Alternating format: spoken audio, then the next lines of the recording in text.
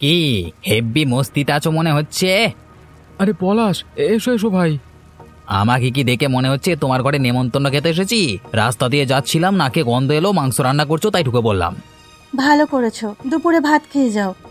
থাক, আর নাটক না করলেও চলবে। দেখো গোপালদা, আমি না মালটা হেব্বি বদমাইশ। আমার নামটা ওপরওয়ালা এই কুত্তা দিয়েছিল, ঠিক আছে? গন্ধ শুকে বোঝা যায় সব কিছু। এমনিতেই তোমাদের ঘরে না আজকে এক কড়াই হাঁসের মাংস রান্না করছো, তাই তো? কোত্থেকে কামাচ্ছ মাইরি? পলাশ, তোমার বৌদির সামনে একটু মুখ সামলে কথা বললে ভালো হতো না? ওরে কলা, আজকাল তুমি আমাকে মুখ সামলে কথা বলবার জ্ঞান দেবে, হ্যাঁ তাই নাকি? হ্যাঁ, কি হলো, এরকম ভাবে এগিয়ে আসছো কেন? আমাদের ধরে মারবে নাকি? মারবই তো। ওরে সাপের পাঁচ পা দেখেছো নাকি? হ্যাঁ, লোকে খেতে পাচ্ছি না, তুমি এখানে বনে মস্তি মারছ। এই কেন, ও কি তোমার টাকায় মস্তি করছে নাকি? নিজেরা কষ্ট করে রোজগার করে একটু আনন্দ করে খাচ্ছি। তাতে লোকের চোখ জ্বলবে না বুঝি? হ্যাঁ, নিজে করে খাও না, কে মানা করেছে? তবে রে, তুই আমাকে ভালো খারাপ জ্ঞান দিচ্ছিস? তোরা দূরা শয়তানের বাচ্চা, দূর হ।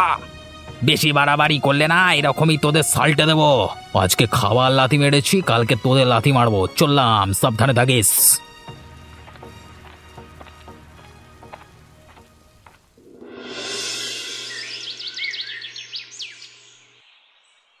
মহাভারতের কথা মনে আছে গিন্নি? মনে আছে, বেশ ভালো করেই মনে আছে। অহংকারের বশে ভুলে গেছে পলাশ, মনে করানোর সময় এসেছে। একজন গৃহস্থের বাড়িতে ঢুকে তার বউয়ের সামনে তার খাবারে লাথি মেরে চলে যায়, এত বড় সাহস হয়েছে আজকাল? সৎ পথে কষ্ট করে রোজগার করে শখের খাবার নষ্ট করে আজকে আমরা অভুক্ত। সেই দুপুর থেকে বিকেল করাতে চললো। পেটে খিদেও আমার নেই, শুধু মাথার ভিতরে আগুন জ্বলছে অপমানের আর প্রতিহিংসার। আজকে আমি অভুক্ত, খালি পেটে প্রতিজ্ঞা করছি, যতক্ষণ না ওই পলাশকে আজকের অপমানের জন্য উপযুক্ত শাস্তি দিতে পারছি ততক্ষণ আমি শান্তি পাবো না। আমারও শান্তি নেই, যতক্ষণ না ওকে রাস্তার ভিখারি হয়ে দেখতে পাচ্ছি ততক্ষণ মনের জ্বালা মিটছে না। আজকে যা ক্ষমতা একদিন ওর কাছ থেকে চলে যাবে, আর সেদিন হবে আমাদের আসল প্রতিশোধ নেওয়া। তবে খুব তাড়াতাড়ি আমিও ওকে উচিত শাস্তি দেব। ঘুঘু দেখেছে, ঘুঘুর ফাঁদ দেখেনি শয়তান। এবারে ওকে আমি ফাঁদ দেখাবো, শেষ করে দেব আমি পলাশকে।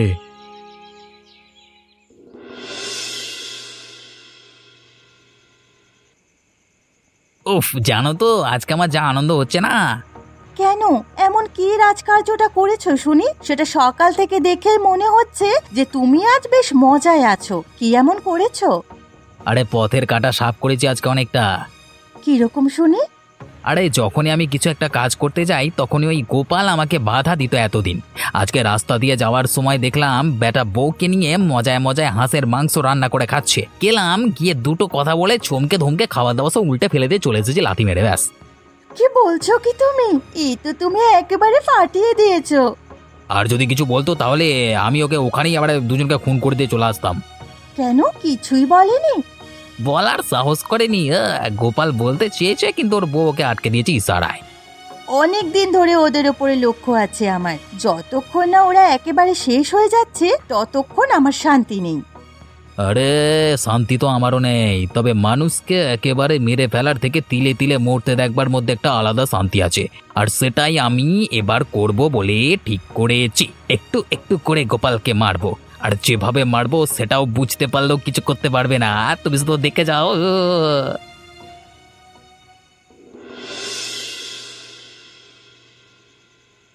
কি গো, ঘুমোলে নাকি? ঘুম কি আর আসা সম্ভব গিন্নি? পলাশের ওপর রাগ হচ্ছে আমার, আর সেটাই স্বাভাবিক। আর প্রতিশোধ তো নিতেই হবে, কিন্তু আজ আমাদের সাথে যেটা ঘটলো এর দুঃখ কোনোদিন ভুলবো না। একটা মানুষ আর একটা মানুষের পরিবারের সাথে যে কোনো কারণ ছাড়া কেন এরকম করতে পারে আমার বুদ্ধির বাইরে। জানি না কোন পাপ করেছিলাম আমরা কোন জন্মে। খাবারে যে লাথি মারতে পারে সে চাইলে মানুষ খুনও করতে পারে। সেরকম ভাব নিয়েই তো এসেছিল।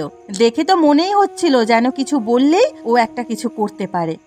বড় কষ্ট দিল আজকে ছেলেটা মনে। এমনিতে বয়সও হয়তো আমার থেকে একটু ছোটই হবে। যে স্নেহ করতাম গ্রামের ছেলে বলে সেটা আর কোনোদিন করতে পারবো না। ওকে ভালোবাসার নিকুচি, রাগে দুঃখে অভিমানে আমার এখনো পর্যন্ত ঘুম আসছে না। মনে হচ্ছে যতক্ষণ না ওকে শাস্তি দেওয়া হবে ততক্ষণ আমি জলগ্রহণ করব না। তুমি এত ভেবে শরীর খারাপ করো না। আমার উপরে ছেড়ে দাও, আমি দেখছি। তবে আমার বিশ্বাস ওপরওয়ালা যখন আছেন তিনি ঠিক শাস্তি দেবেন। তবে ওপরওয়ালার কাছে পাঠানোর আগে শাস্তি ওকে আমি দেবই, আর যদি ওকে শাস্তি না দিতে পারি তাহলে মরে গিয়েও আমি শান্তি পাবো না। তবু একটু নিজের খেয়াল রেখো গো, এইসব ঝামেলার মধ্যে জড়িয়ে নিজের শরীর খারাপ করে ফেলো না। না, নিজের দিকে খেয়াল রাখবই। তবে আজকে খাবার আর তোমাকে যে অপমানটাও করেছে তার একটা পাই পাই হিসাব আমি বুঝে নেব।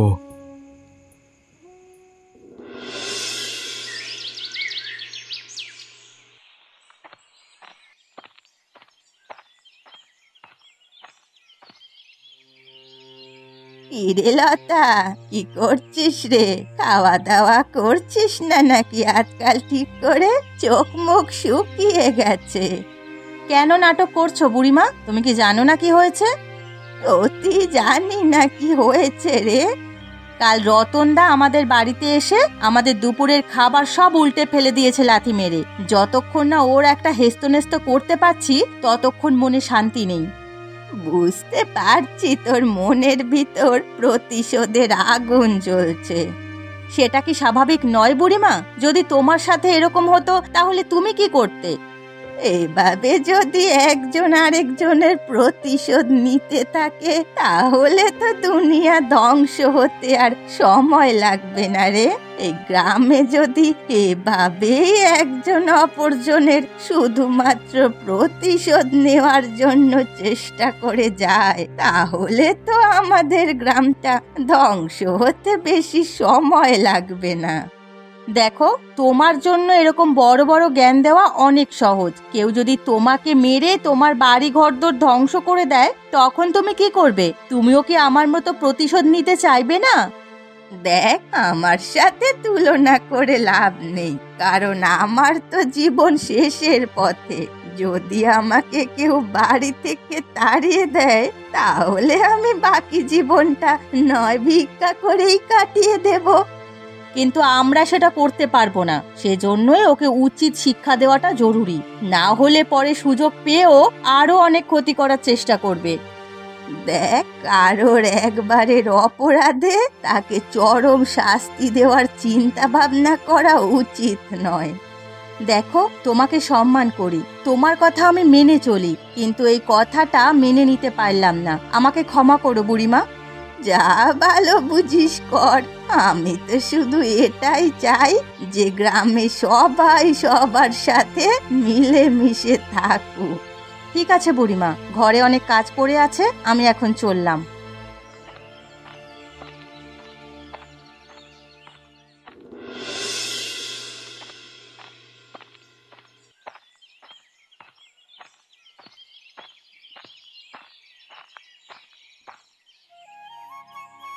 শোন নীলিমা, তোর সাথে আমার একটু কথা ছিল। হ্যাঁ বলো না বুড়িমা, কি বলবে? বলছি, এ তো বিকেল গড়িয়ে সন্ধে হতে চললো, একটু পরে অন্ধকার নামবে, তোমার বাড়ি যেতে সমস্যা হবে না? আমার আর সমস্যা কি রে মা, আমি তো এই পথেই এত বছর চলে আসছি, এই পথ আমার মুখস্থ। তবে তোরা যা কাণ্ড করছিস তাতে গ্রামের সব মানুষের সমস্যা হতে পারে। কি কাণ্ড? কি এমন হয়েছে যাতে গ্রামের মানুষের সমস্যা হবে? শুনলাম নাকি তোর বর সেদিন গিয়ে ওদের বাড়িতে অত্যাচার করেছে, খাবার ফেলে দিয়েছে। ও, তার মানে তোমার কাছে নালিশ জানিয়েছে? দিনে দিনে ওরা প্রচন্ড বেড়ে উঠেছে, ওদের বার এভাবেই বন্ধ করা উচিত। নীলিমা, ভুলে যাস না যে এই গ্রামে আমরা সবাই এতদিন মিলেমিশে থেকে এসেছি, কেউ কারো ক্ষতি করার কথা কোনোদিন স্বপ্নেও ভাবিনি। আর আজ তোর বর যেচে গিয়ে এমন একটা হিংসা করে আসলো অকারণে, যাতে এই গ্রামে বিবাদ, হিংসা এবং মারামারি সৃষ্টি হওয়ার সম্ভাবনা রয়েছে। তুমি তো এখন শুধু আমাদেরই দোষ দেবে, ওরা যে দেখিয়ে দেখিয়ে কত কিছু করেছে তার বেলা। তাতে হিংসা করার কি আছে? তুইও কর, যাতে ভালো পথে উন্নতি করতে পারিস সেদিকে তোরা নজর দে। লোকের ক্ষতি করে এগোনোর কথা ভাবিস না, তাতে শেষ পর্যন্ত নিজেদেরই ক্ষতি হবে। দেখো বুড়িমা, যেটা বোঝো না সেটা নিয়ে কথা বলো না, আমাদেরকে আমাদের রাস্তায় চলতে দাও। এটা তো তোরা চলবি, কিন্তু যদি আমার কথাটা মনে রাখিস তাহলে তোদেরই সমস্যা কম হবে। যাই হোক, এখন যাই, তোরা ভেবে দেখিস তোরা কিভাবে চলবি।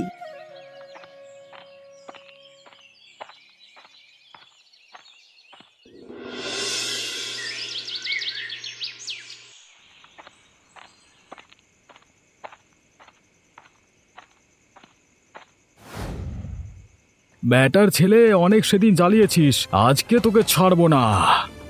কে কে কে রে? এই গোপাল, তুই হঠাৎ করে তুই এভাবে পথ কাটাচ্ছিস কেন? কি চাস তুই? যদি বলি মেরে তোর মাথা ভেঙে দিতে চাই?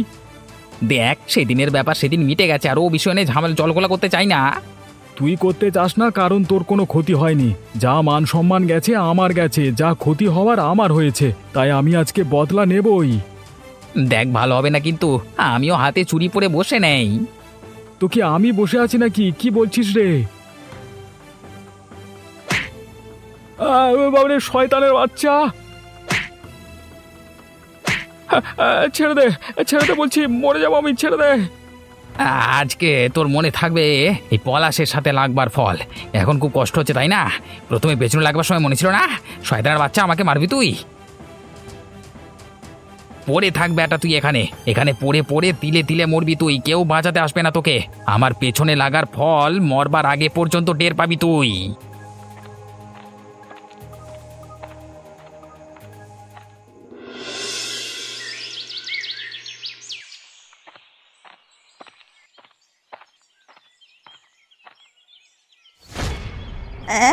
এটা কে? গোপাল, তুই তুই এই অবস্থায় এখানে পড়ে আছিস কেন? কি হয়েছে গোপাল? তুই সাড়া দে। গোপাল, ও গোপাল! কে কে? তুই আমাকে চিনতে পারছিস না গোপাল? আমি রে, তোর বুড়িমা। আমাকে মেরেছে, আমার খুব কষ্ট হচ্ছে, মরে যাবো। উল্টো পাল্টা কথা কেন বলছিস তুই? আমার সাথে তুই চল। আমি কোথায় যাব বুড়িমা? আমার সাথে চল, তোকে তোর বাড়ি নিয়ে যাব। তুমি আমার জন্য এত কেন করছো বুড়িমা? আমি তো নিজের দোষে মার খেয়েছি। আমি চাই না তোরা হিংসা মারামারি কর, আমি চাই তোরা সবাই শান্তিতে মিলেমিশে থাক। শান্তিতে মিলেমিশে থাকা কি আর হবে? চল, এখন বেশি কথা না বলে বাড়ি চল, তোর এখন সুস্থ হয়ে ওঠা বেশি জরুরি।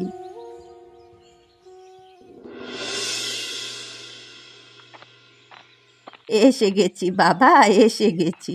আর একটু কষ্ট কর, দেখ তোর বউ দাঁড়িয়ে আছে তোর জন্য। তোর জন্য চিন্তায় চিন্তায় ওর অবস্থা খারাপ হয়ে গেছে।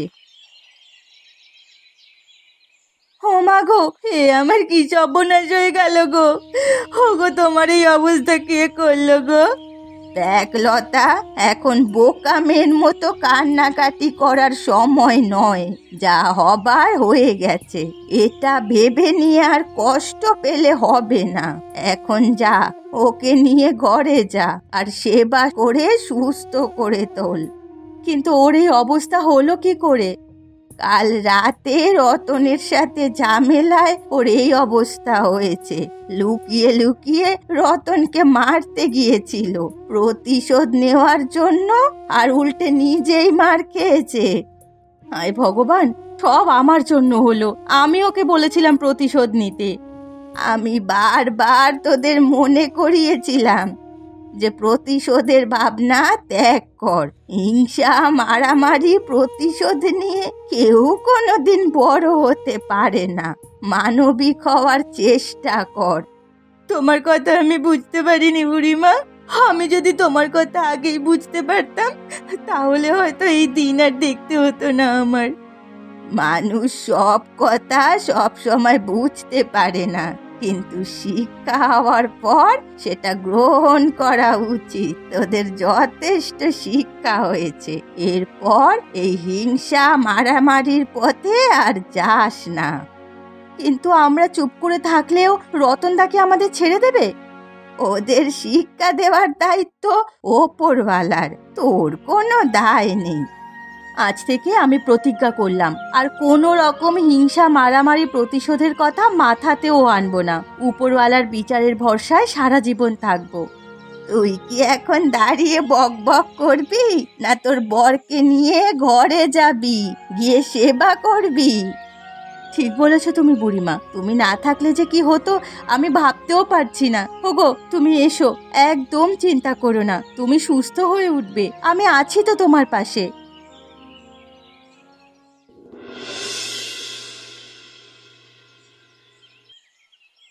আর একটু দাও না, এই একটুকু খেয়ে কি আর মন ভরে আনন্দের দিনে?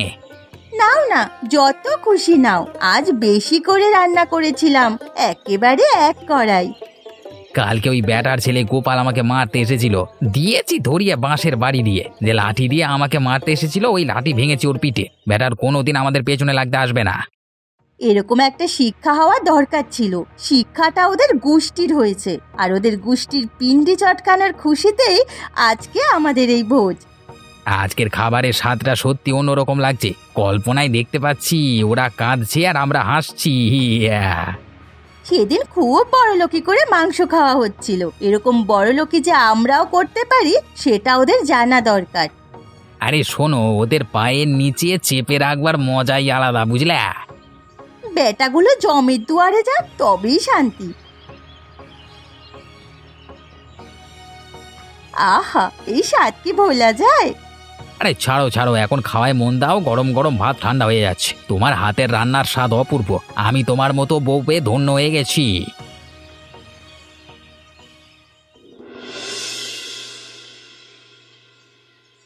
বাবা গো, কি কষ্ট, আর পারছি না, এত কষ্ট।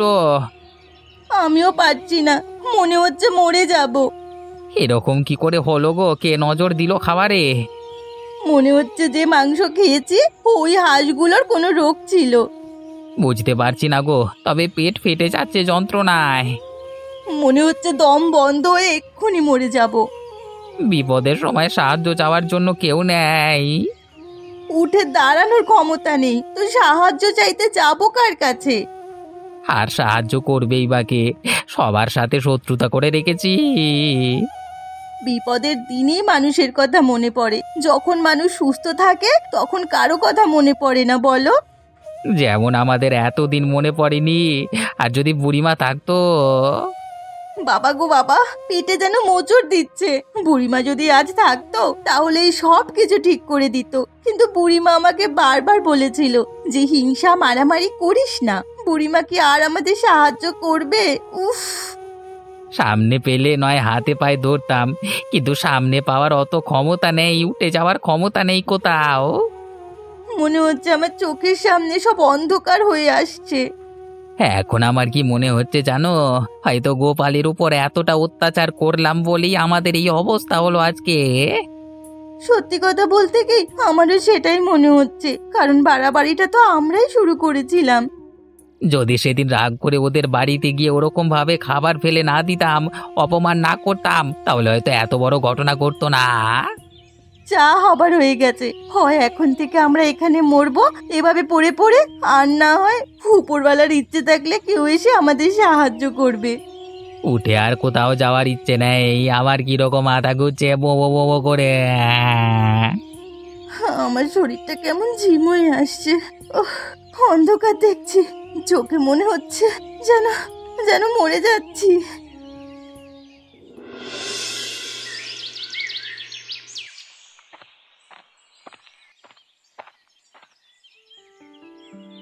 কি হলো ব্যাপারটা? যতবার এদের বাড়ির সামনে দিয়ে যাই দেখি দুজনের বাড়ির ভেতর কিছু না কিছু চেঁচামেচি করছে। আজ এত শান্তি কেন? কিছু হলো নাকি? যাই তো দেখে আসি।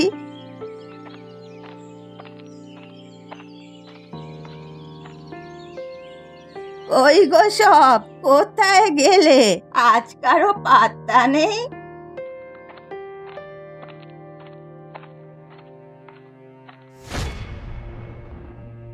এ কি রে, কি হয়েছে তোদের?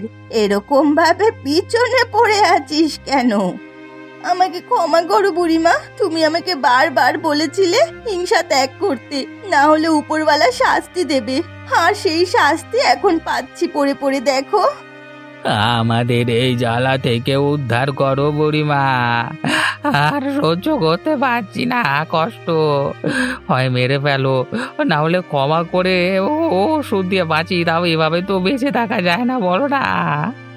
কথায় আছে না, মুখের কথা বাসি হলেও সত্যি, কানে যায় না বল। যাই হোক, আজ যদি আমি না আসতাম তাহলে তোদের কি অবস্থা হতো? এখানেই পড়ে পড়ে মরতিস, ওটার ক্ষমতা নেই তোদের। এই গাছগাছালি সংগ্রহ করতেই আমি আজ বেরিয়েছিলাম, এভাবে কারো কাজে এসে যাবে ভাবতে পারিনি। এটা কে নে, সুস্থ হয়ে যাবি, তবে সুস্থ হয়ে যেন আবার বেশি বাড়াবাড়ি করিস না। দাও গো বুড়িমা, দাও, খুব কষ্ট হচ্ছে আমার, খাবো। এরপর থেকে আমি কথা দিচ্ছি, কোনো দিন কারো সম্বন্ধে কোনো খারাপ কাজ তো করা ছেড়েই দাও, খারাপ কথা ভাববো না পর্যন্ত। এই আমাদের উচিত শিক্ষা হয়েছে। আর কারোর বিষয়ে কোনো খারাপ কিছু ভাবলে যেন আমাদের মৃত্যু হয়।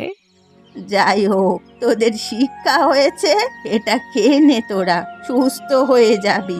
আমি যে কাজে যাচ্ছিলাম সে কাজে যাই, পারলে ওদের কাছে গিয়ে একটু ক্ষমা চেয়ে নিস। তুমি আমাকে বাঁচালে, আর আমি তোমার কথা রাখবো না, তাই কি কখনো হয়?